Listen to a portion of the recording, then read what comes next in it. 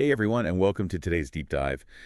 We are so glad you're here. Yeah, thanks for joining us. We have a really fascinating one for you today. We really do. Today we are unpacking a massive hidden vulnerability in national security. Oh, yeah? And we're doing it through the lens of a recent, pretty alarming event. Definitely alarming. I mean, it really exposed some major cracks in the system. Right. And to do this, we're bringing in a stack of historical data, some technical specs, and a few recent policy reports to really explore this dangerous gap between, just-in-time market logic and true strategic independence. It's a huge gap. And the incident that really brought this into focus happened just recently. Right, the Geelong refinery fire. Yeah. So for those of you who might have missed the details, on April 15th, 2026, there was this major gas leak, Yeah. and it triggered a massive explosion at the Viva Energy Geelong refinery down near Melbourne. And I mean, the fire burned for 13 straight hours, which is just terrifying when you think about the scale of these facilities. Oh, absolutely. Now, thankfully, there were no casualties. Everyone got out safe, Yeah. and they did put the fire out, but the fallout was huge, right? Right. The production was severely hobbled. I mean, gasoline output dropped to 60% of its normal volume. Wow. Yeah, and diesel and jet fuel plummeted to 80%.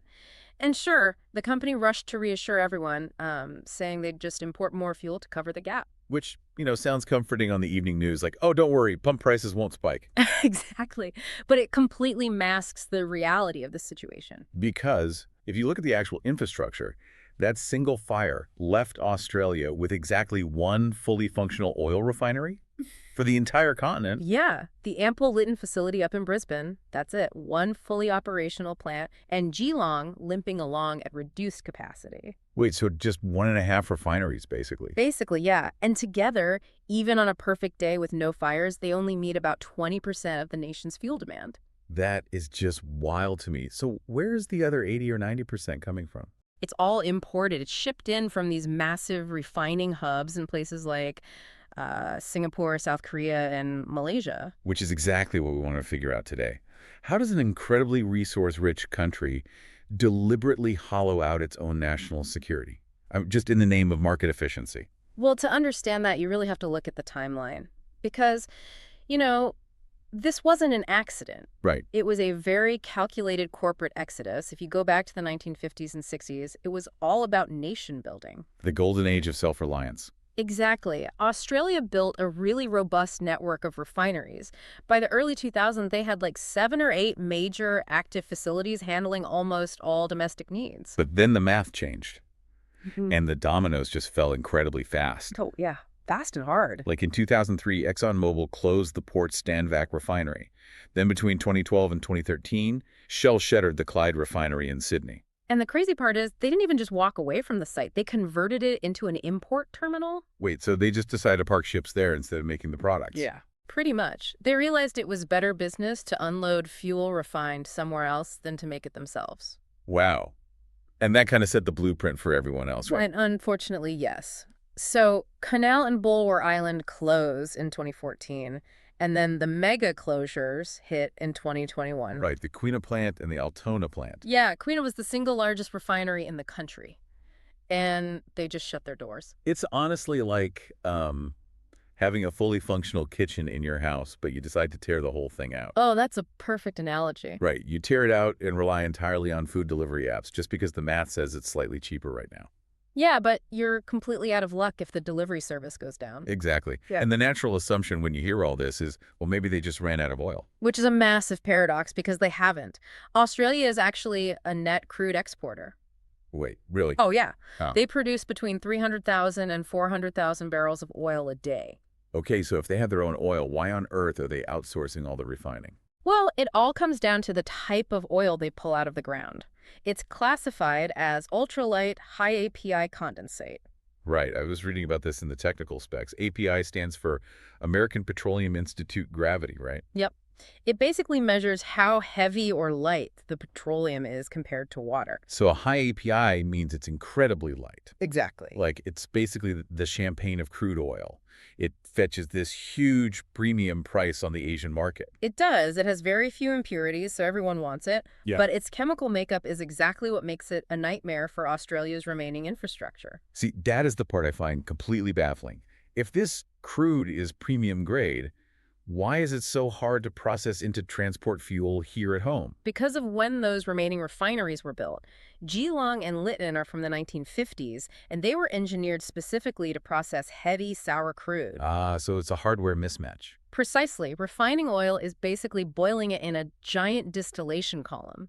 Different molecules vaporize at different temperatures. But- So imagine you have a pressure cooker built to safely boil water. Right. But instead of water, you fill it with pure alcohol. Oh, wow. Which vaporizes way faster. Exactly. You turn on the heat, and the alcohol flashes into gas so quickly that it overwhelms the pressure valves and blows the lid off. That sounds dangerous. It is. And that's what ultralight crude does to old refineries. The pipes, the compressors, they literally cannot handle the sheer volume of light gases produced. So to actually process their own oil, they'd have to, tear out the guts of the refinery and rebuild the whole thing? Pretty much. They'd have to spend billions on specific, highly expensive equipment upgrades. Just so the machinery doesn't tear itself apart. Right. And private corporations look at that price tag and flat out refuse to pay it, especially when their Asian mega refineries can process it effortlessly. But the machinery mismatch isn't even the whole story, is it? I mean, even if they did upgrade the pipes, the actual fuel output is wrong for the domestic market. Yeah, the product yield is totally mismatched.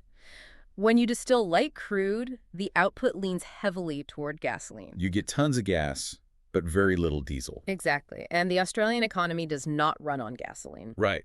I mean, think of the massive mining operations, the agricultural sector, those giant road trains crossing the outback. You can't run a 400-ton mining haul truck on unleaded gas. You really can't. The national demand has heavily shifted toward diesel. So if they spent billions to upgrade the plants, they'd just flood their own market with gas they don't need. Yep. And they'd still have a massive shortage of the diesel they desperately rely on. That is just wow. Changing the output mix to diesel would require even more money, right? Absolutely. You'd need entirely new, complex units like hydrocrackers, Yeah. which pushes the investment from billions into tens of billions. So the end result is this absurd logistical merry-go-round. It really is. They pump the highest quality oil out of the ground, put it on massive tankers, and export it to Asia. Because their own plants can't handle it. Right. Then they buy heavy crude from places like Africa, ship it down to Australia to feed the two old refineries. Yep. And since those plants only meet 20% of demand, they literally pass ships in the night, bringing fully refined diesel back down from Asia to cover the shortfall. It's the ultimate expression of the just-in-time supply chain trap. You strip away all redundancies, you offshore the complex processing to the absolute cheapest provider. Then just pray the shipping lanes stay open. Exactly. You rely on constant, uninterrupted maritime shipping to keep your country functioning. Which brings us to the Asian mega refineries. Because the scale difference is just staggering. It's a real David versus Goliath situation. Australian plants process maybe 100,000 barrels a day. While the Asian super refineries, like the ones in Singapore or South Korea, they're processing 500,000 to over 1 million barrels a day. And it's not just volume. Refining has razor-thin margins. We're talking pennies. Yes. Those Asian facilities are massive, closed-loop grids. They integrate fuel refinement with petrochemical manufacturing, plastics. Every single byproduct is monetized. So a standalone Australian refinery with higher labor and compliance costs is just hemorrhaging money by comparison. Yeah.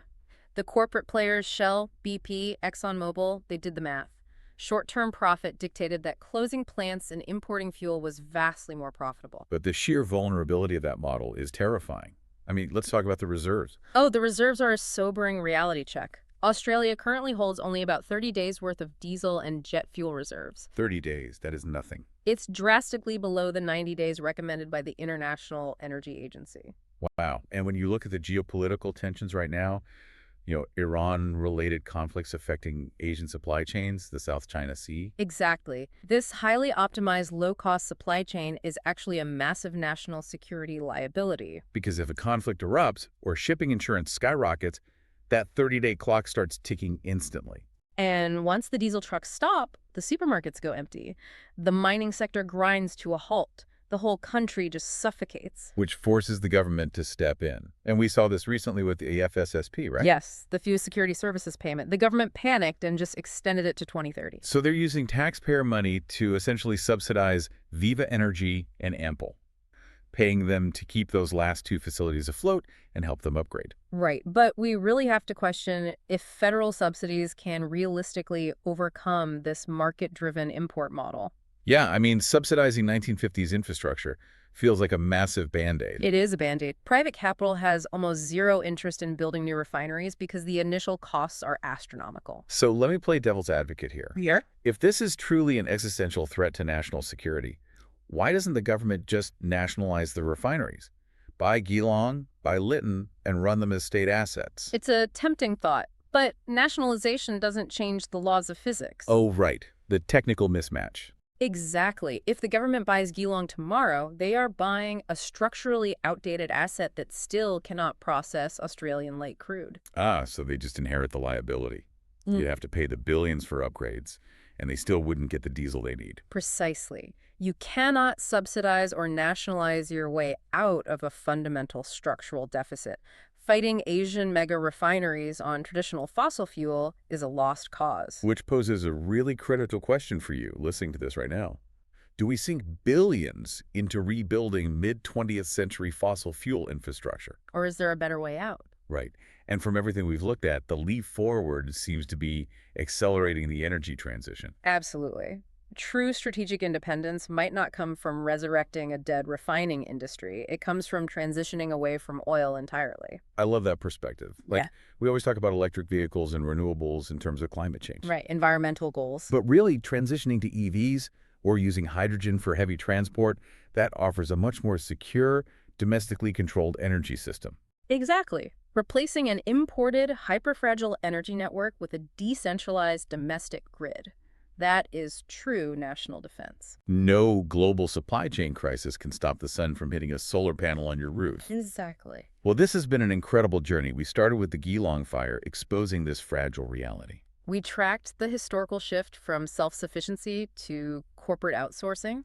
Unpacked the technical nightmare of trying to refine high API condensate in ancient facilities. And evaluated the tough choices between government subsidies and leaping forward into renewables. It really is a wake-up call. And it leaves you with a final, slightly provocative question to ponder on your own. Yeah.